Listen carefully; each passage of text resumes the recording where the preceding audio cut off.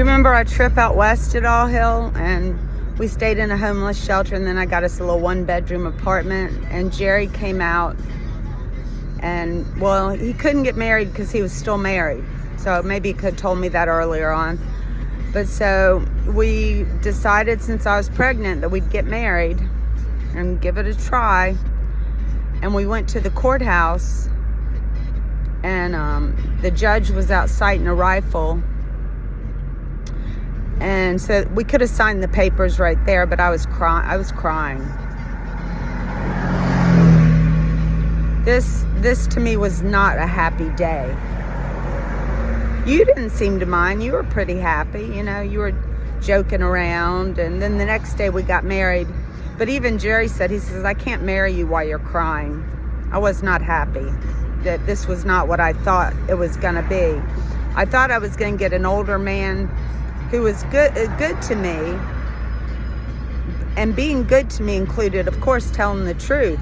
I mean, how do you get in a relationship with somebody that's, you know, got alcohol problems and denial of that, and thinks that he can get away with not telling the truth?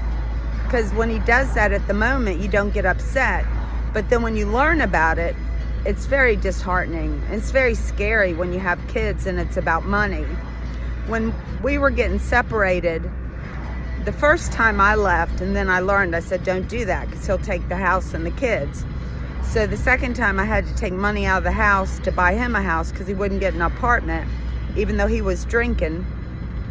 And he didn't want to leave at all, but he was excited about getting a house where he and James could have a party house. I think you had a party down there too. But as I get older and wiser, I would never get myself in that mess. My eyes are opened to this. But of course, at that young age, I trusted him. I thought he'd be a straight up individual that would do what he said he's going to do. And, you know, I went up there and he was in deep credit card debts, some stuff I had to negotiate and get paid off. And we couldn't have a house, like he said. He said, I have a house. There was no house. We lived in an apartment till after James was born. But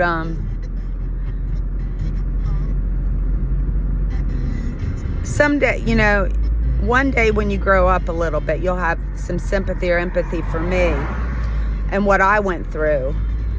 But I guess what I care a lot about is my grandkids, because I know how much spending time with my grandparents meant to me. And growing up, I know it meant a lot to you too. Of course, my dad's not really well enough to do too much because he has terrible bipolar too, that he has a hard time with his emotions. But no, I think you're making a mistake, you know, and I think it's a serious mistake. It's not like, you know, I don't know what Matt grew up in a house that had problems too. So between you and him, maybe you guys need some therapy. I mean, I don't know what's going on, but it just doesn't seem healthy to me.